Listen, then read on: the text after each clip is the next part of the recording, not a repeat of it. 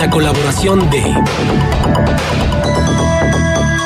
Diana Torres, bienvenida, buenos días. Hola Marcela, ¿cómo estás? Buenos días a todo el auditorio. Y bueno, el día de hoy me gustaría compartir con ustedes una reflexión sobre un tema que personalmente me viene preocupando últimamente y que he encontrado en diferentes fuentes. Estuve, como contaba la semana pasada, en un evento en Montreal hace un par de semanas sobre innovación y me ayudó a darme cuenta que es una preocupación global, pero que en contextos como el nuestro parece que incluso desde afuera les preocupa aún más las realidades como las de nuestro país. Y tiene que ver con la polarización de la opinión pública, tiene que ver con los enconos e incluso, dicen ya algunos académicos, con los odios que se están generando en la opinión pública, sobre todo en la opinión pública digital. Y déjenme contarles esto. La polarización de la opinión pública, entendida como estos momentos donde dos o más sectores de la población se van a los extremos con ideas opuestas y empiezan a atacarse mutuamente, se ha dado siempre. Esta polarización ha existido siempre, ha existido desde que Habermas empieza a describir lo que es la opinión pública y se da por entendido que si hay posibilidades de compartir opiniones en público, siempre va a haber la posibilidad de una polarización. Eso ha existido y ha existido básicamente con tres contextos. La historia de la comunicación pública ha marcado siempre que hay tres factores que abonan a esa polarización. Una es el contexto histórico del grupo en el que se dé, es decir, sí, y creo que ahí entra nuestro caso. Históricamente hay un grupo poblacional o demográfico que se ha visto desfavorecido. Ocurre también, por ejemplo, en los momentos posguerra, ocurre también después de algún cierto liderazgo fascista. Si el contexto histórico ha abonado a que haya desigualdades, y no me refiero nada más a desigualdades económicas, desigualdades de cualquier tipo, ese es el primer factor que genera polarización, porque entonces tenemos dos realidades distintas en el mismo contexto. Un segundo factor que abona la polarización es el nivel de cultura política de esta sociedad. Es decir, entre más baja sea la cultura política, entre más baja sea la cultura cívica de las sociedades, la posibilidad de que vaya floreciendo un ánimo de polarización es aún mayor. En sociedades más críticas, en sociedades más maduras, esta posibilidad disminuye en función de que el ciudadano tiene una mayor apertura y mayores elementos con los cuales juzgar las opiniones que escucha o que recibe. Un tercer elemento que genera la polarización son los personajes críticos, son los personajes claves. Voy a poner el más claro ejemplo que yo creo que todos tenemos en la mente, es Donald Trump. Donald Trump por sí solo personifica a la polarización.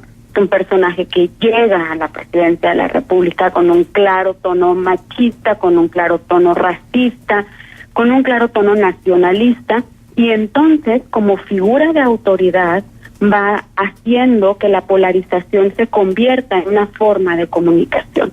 Bueno, de un tiempo para acá, los teóricos dicen que a esos elementos de la polarización se le suma la tecnología.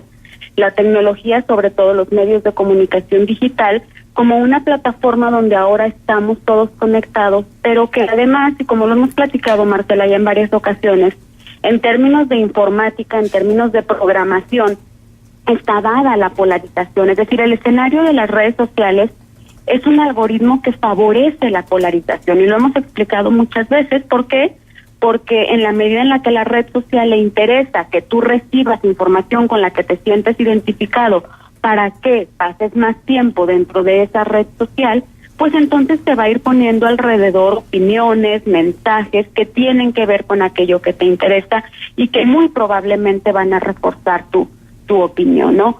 Esto está generando una preocupación global, Marcela. La verdad es que estoy escuchando cada vez más debates que tienen que ver con una preocupación seria sobre lo que está ocurriendo y las posibilidades de que estos personajes extremos estén llegando a donde están llegando. Ahora mismo, en los últimos meses en Brasil se ha visto un aumento impresionante, por hablar de casos en Latinoamérica, donde la extrema derecha, mira que la extrema derecha brasileña es muy extrema, está con unos altísimos niveles de probabilidad de regresar a la presidencia, ¿no? Un tipo que siendo senador votó el impeachment de Dilma, votó a favor pues de la destitución de Dilma, diciendo voto a favor en honor al coronel, y cita al coronel, por ejemplo, que todos los brasileños saben que torturó a Dilma durante la dictadura.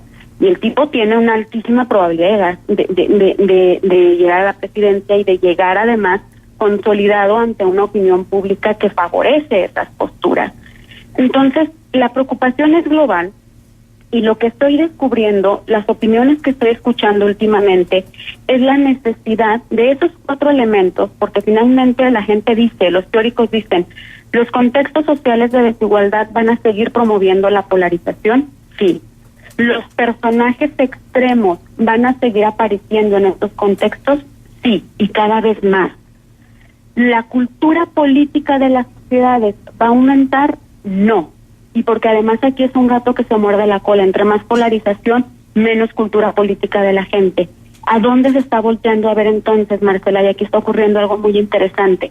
Se le está dando un peso cada vez mayor al tema tecnológico. Hay un debate al interior de las redes sociales, hay un debate que se están cuestionando las propias plataformas digitales sobre si, ahora sí que en términos de programación, le movemos al algoritmo para que deje de ser un escenario natural que tu contexto digital esté rodeado solo de opiniones o de posturas que refuerzan ya tu postura. Se están planteando si tendrían que generarse algoritmos más abiertos donde el usuario a la hora de navegar por sus redes sociales o a la hora de recibir información pudiera también enfrentarse a aquello que en principio no le interesa o que puede parecer contrario. Y es un debate muy interesante porque de hacerlo pierde valor lo que hasta ahora se ha generado como la mayor propuesta de monetización de las plataformas digitales, que es lo que se llama publicidad programática, es decir, la opción que le das a los anunciantes de que tu anuncio le llegue a una persona que está ya inmersa en un discurso o en un tema, y entonces aumenta la posibilidad de que le guste tu producto, de que consuma, de que vaya a tu página web, porque le has seguido la ruta y sabes en qué tema se está moviendo.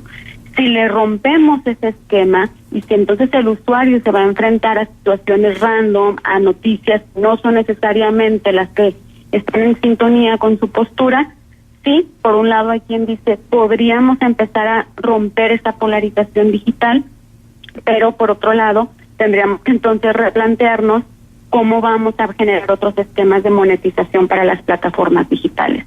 En cualquier caso, Marcela, yo creo que es un debate que nos tendríamos que estar planteando todos. A mí, en los últimos días, de verdad, lo que más me genera, y esta es una reflexión enteramente personal, lo que más me genera preocupación de lo que veo en estas últimas semanas del proceso electoral es el nivel de odio y polarización que veo ya no en políticos tirándose uno al otro, Marcela, entre nuestros amigos, entre nuestros círculos cercanos. Y a mí me preocupa porque en cualquier caso, y tú y yo lo hemos hablado mucho, gane quien gane, y tenemos que dar para adelante a este país, y tenemos que trabajar, y tenemos que echar mano de nuestras alianzas estratégicas con nuestros socios, con nuestros amigos.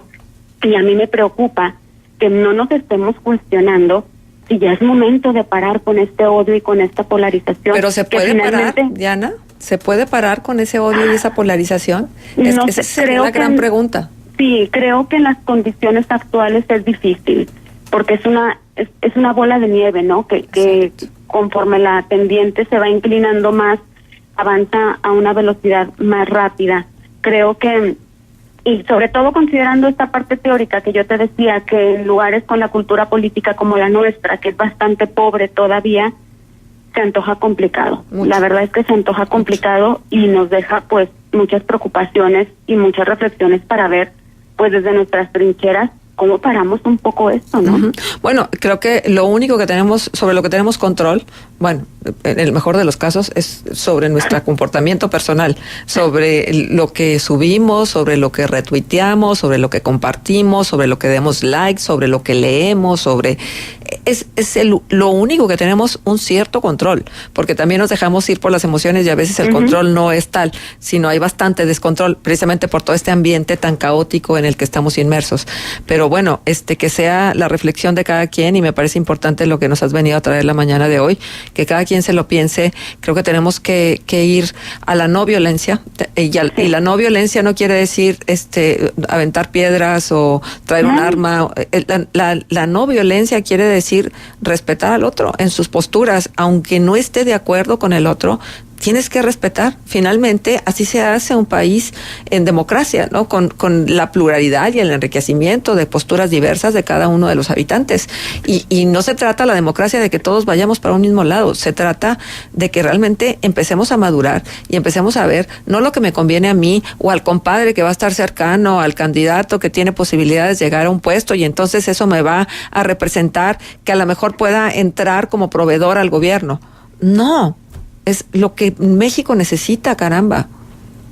Claro, y creo que has dado en el punto de algo que me parece fundamental y que lamentablemente es producto de la pobre cultura política que tenemos, el valor de la diversidad, Marcela.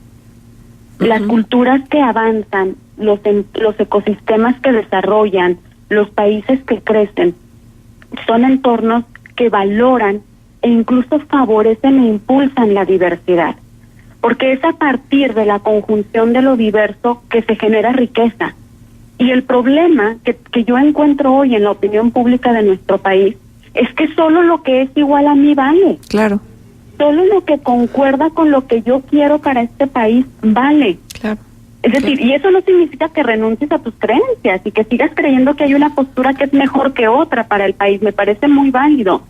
Pero eso tampoco significa que todo aquello que no concuerda con lo que yo creo es digno de una falta de respeto o de una anulación. Sí, o querer descalificarte poniéndote del lado de un partido político y entonces decir, bueno, esta persona es así porque le va a un partido político, a un candidato en particular y yo soy bueno porque yo le voy al otro. O sea, estamos dividiendo al país en buenos y malos con una, ¿cómo te diré? Sin medir las consecuencias, Diana, que eso es lo que creo que nos está sucediendo y que está muy ligado con el tema que nos trajiste ahora, esta polarización. No estamos midiendo las consecuencias de lo que va a dejar la tormenta una vez que el mar se tranquilice, porque tendrá que tranquilizarse en algún momento.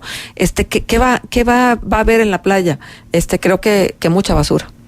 Mucha basura y creo que en este caso, Marcela, porque a ver, nos podrán gustar, pues, insisto otra vez, volviendo al ejemplo, nos podrán gustar más o menos las posturas de un candidato, pero una cosa es cierto, no tenemos un Donald Trump en México.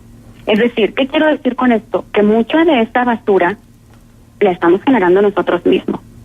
Es decir, los candidatos, claro, tienen su polarización, tienen su estrategia de ataque, pero hay que reconocerlo, Marcela. O sea, no estamos, por lo menos yo no veo abiertamente una figura de riesgo como la han visto en otros países. O sea, mira que podríamos tenerla. Y mucha de la basura que va a quedar en esta playa después de la tormenta, la habremos ido a depositar ahí nosotros. Bueno. Y les tengo una noticia, la tendremos que limpiar nosotros, porque no la va a limpiar nadie más, gane quien gane, la tendremos que ir a recoger nosotros para seguir andando en este camino y seguir trabajando en este país.